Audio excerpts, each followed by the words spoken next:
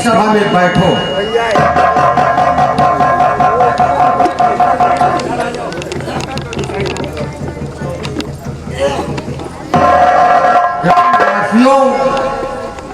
अब हमें लगता है गांव के सभी नागरिक और किसान इस पंचायत भवन में उपस्थित हो चुके हैं और पंचायत की कार्यवाही अब शुरू ही की जाए।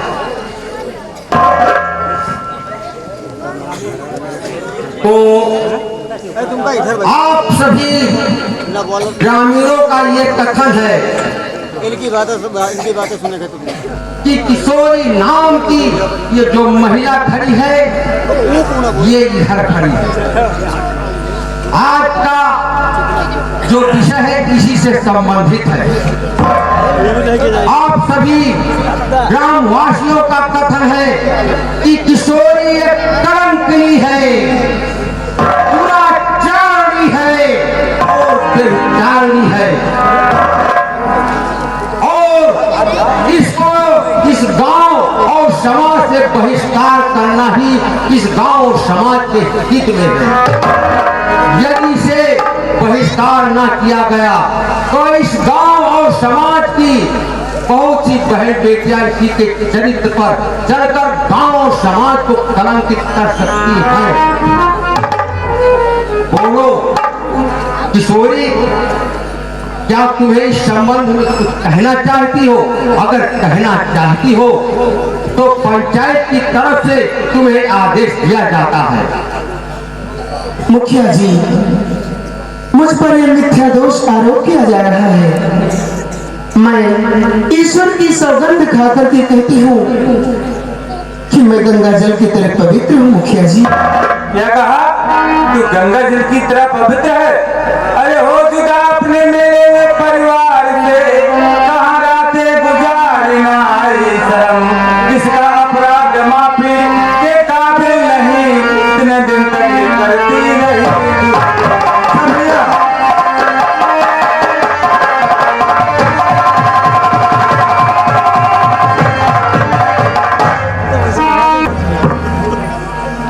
किशोरी, क्या तुम्हारी सत्यता का कोई प्रमाण है आपके पास? कोई भी सबूत हो तो आप बताइए।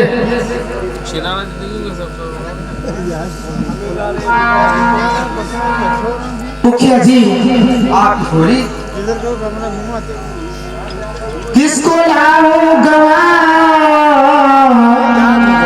रूप में सामने, जबकि सच्चा है वो मेरा परमात्मा।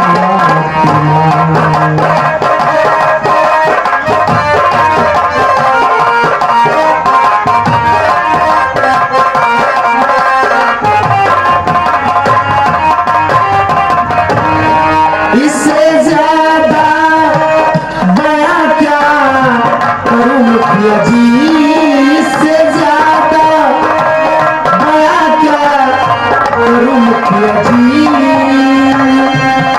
जानता है सभी जन परमात्मा।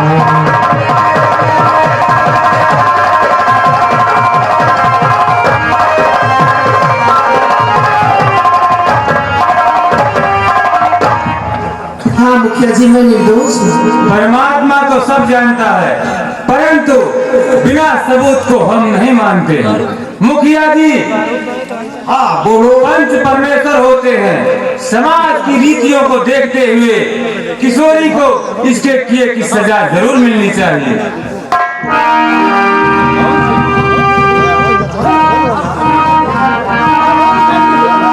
मुखिया जी, हम अपने भाई की बात से सहमत हैं, इनको सजा मिलनी चाहिए। समाज में ऐसे और बार बार नहीं आनी चाहिए। आप खुद इसका न्याय करें। किशोरी,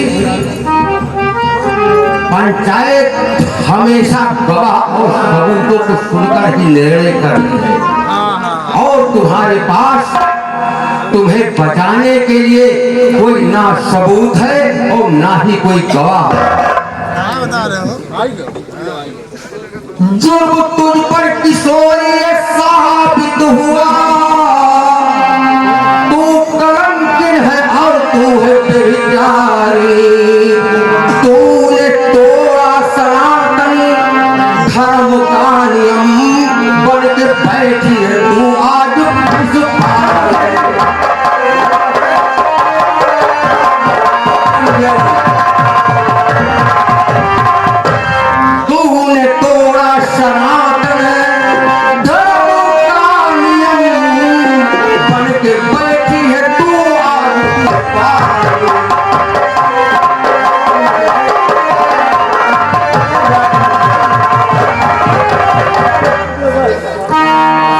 तो सुनिए, इसलिए इस अपराध के तहत किशोरी तुम्हें सजा दी जाती है कि तुरंत गांव छोड़कर कहीं अलग ठिकाना करो, गांव से निकल जाओ।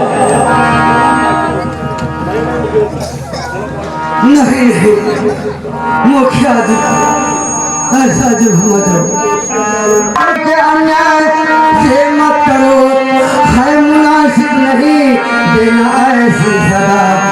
धस्त बस्ता अरज मेरे पंचों से है, बाकी सब आप लोगों के आगे।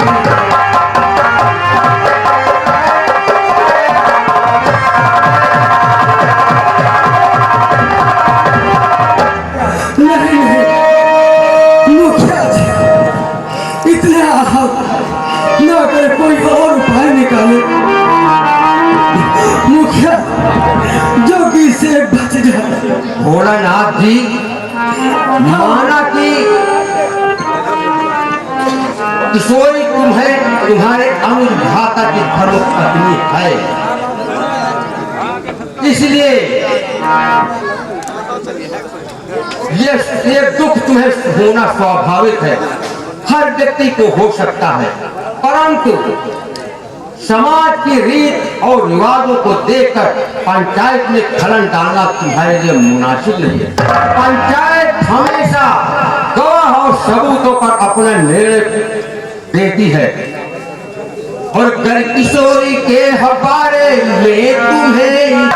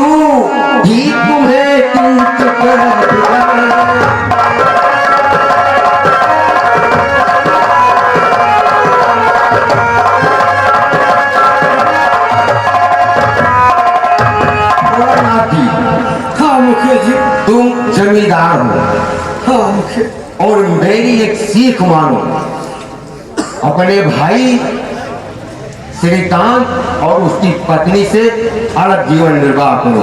और यदि किसी कीचड़ में ईंट का पत्थर फेंका जाता है तो वो कीचड़ जरूर अपने ऊपर आता है। इज्जत बचाओ और इन सबसे अलग हो। मुखिया जी ठहरो, कोई और रास्ता निकाल मुखिया जी, जिससे ये बच जाए।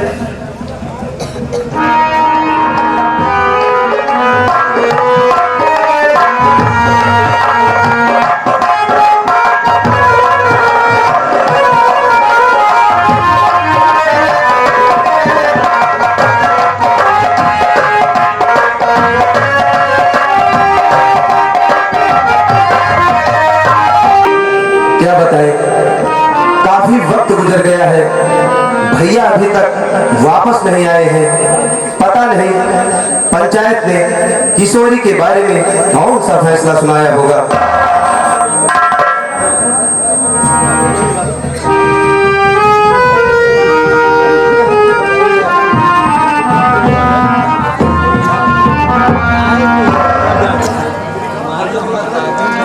भैया तुम आ गए।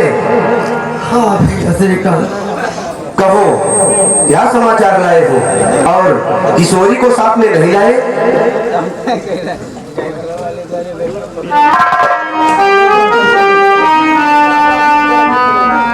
भैया इस तरह अपराधियों की भांति सर को क्यों झुका लिया भैया? कहो आखिर क्या बात है वाणी आज कुंठित मन की भाषा गाथा गाती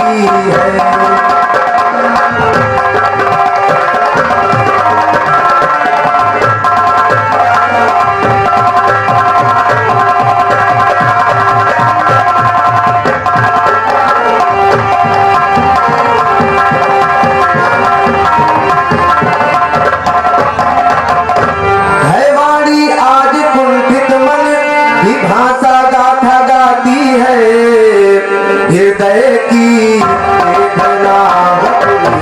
कहानी कुछ सुनाती है।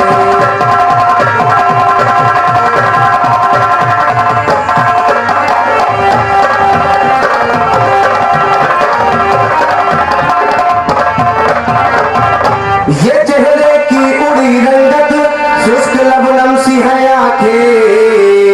ये चेहरे की उड़ी रंगत शुष्क लवनम सी है आंखें। किशोरी चुगली लगाती है।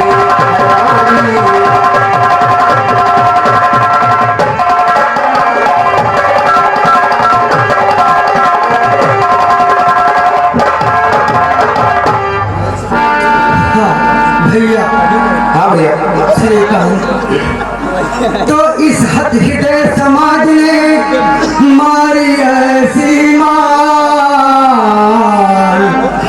तो इस हद हृदय समाज ने मारी ऐसी मार, जिसके हर एक चोट से गई किशोरी। ये क्या कर रहे हो?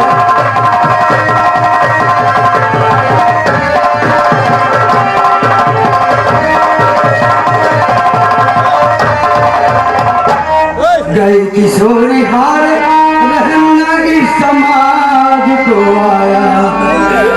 कौन कलंक ने दे भाईचारे का मीठा बोल।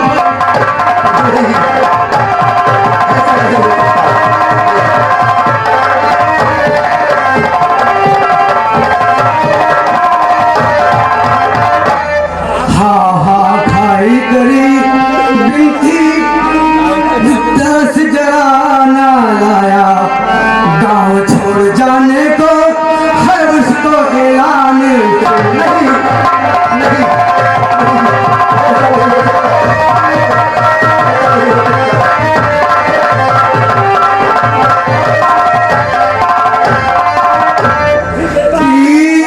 हर बात पे दुहाई जालिम समाज को उस पे जरा रहम ना।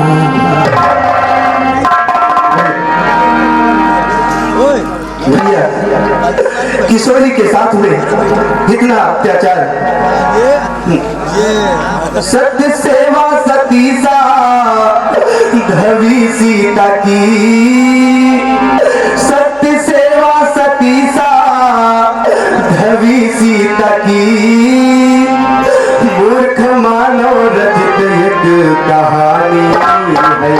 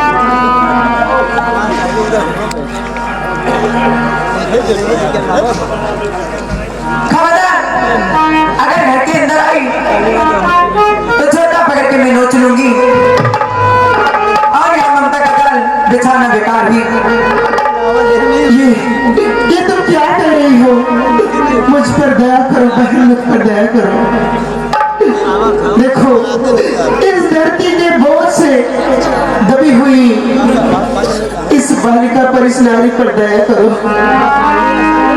दया? तुम जैसों पे दया? नहीं, ऐसा कभी नहीं हो सकता। बनारसी गुंडों से मुंह काला करके आई है और ऊपर से कहती दया करिए। नहीं नहीं नहीं नहीं, शांत साजा शांत। अन्नपूर्णा के मंदिर में भीड़ की वजह से अपने माँ बाप से बिछुड़ कर 4 दिन किसी ने कैसे गुजारे, उसके आदेश आचरण पर हीन कहने वाली ये सर्वथा गलत है, गलत। शारदा, तुम चुप रहो। मैं तो चुप ही हूँ। पंचों ने जितना वृद्धि कर दिया है और इस घर में उसे रहने का कोई अधिकार नहीं है। क्षमा बहन, मुझे क्षमा कर दो। बहन मुझे ना चाहिए आश्रय और आस्था।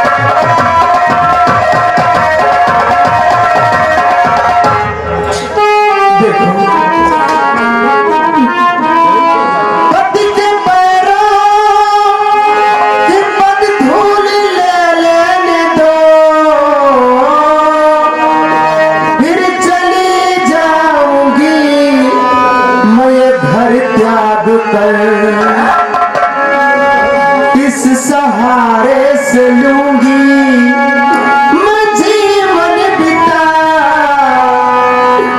बहना इतनी विनय में स्वीकार कर।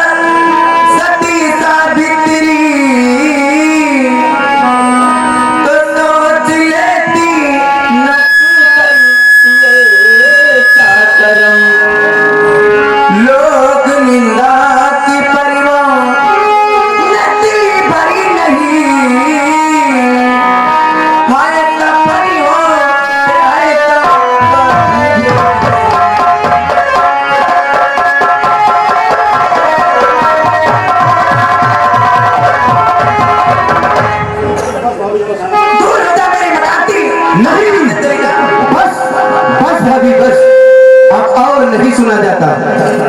आप जाने का जो कर रही कष्ट ये भाभी जी का मुझे सीना जोरी का है। सुन रहे हो भाभी जी? आप जाने का जो कर रही कष्ट ये भाभी जी का मुझे सीना जोरी का है। जितना हक आपका बनता इस घर में है उतना घर आज घर में किशोरी का है।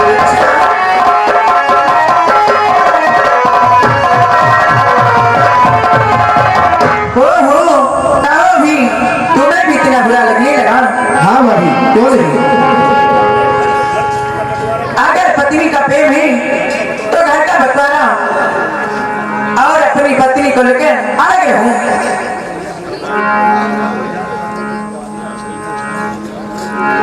तुम्हें होने लगी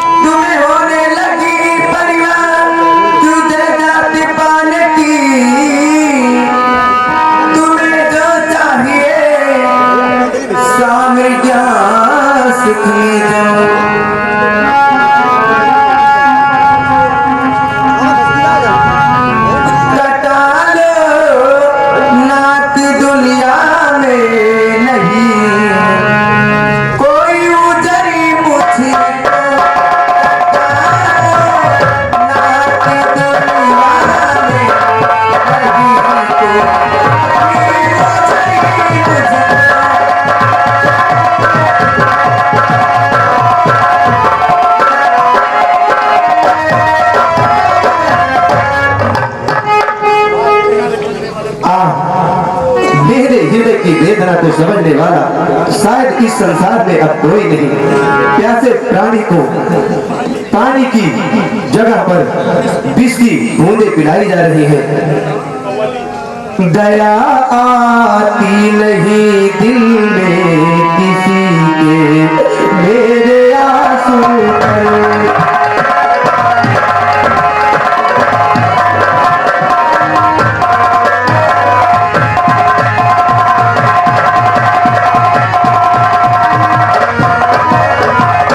दया आती नहीं दिल में किसी को मेरे आंसू पर। अरे को रहे हो करना किसी को मेरे आंसू पर।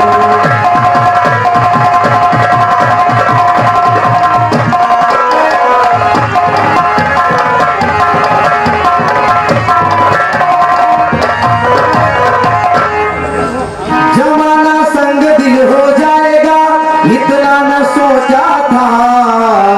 जमाना संग दिल हो जाएगा इतना न सोचा था। करेगा दौड़ना कोई खलक के मेरे आंसू पर।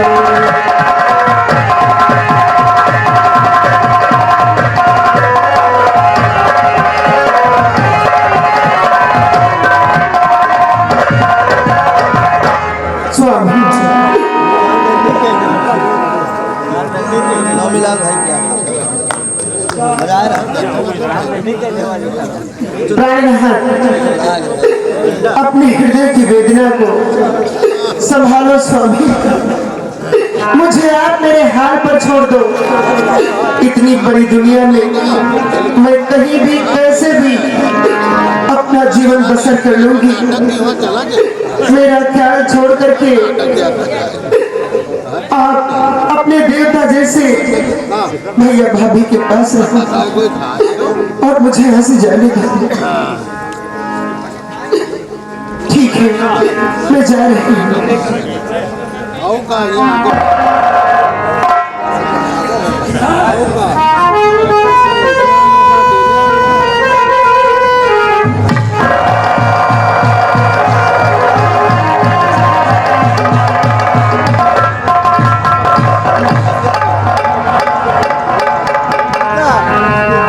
भैया भैया यात्री का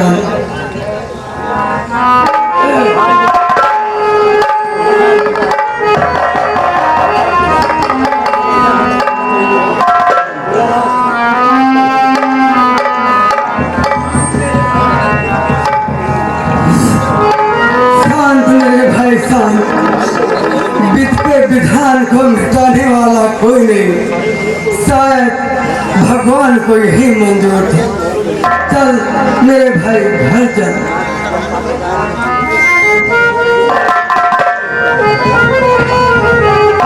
जाओ जाओ हाथी, जितनी जल्दी हो सके जाओ।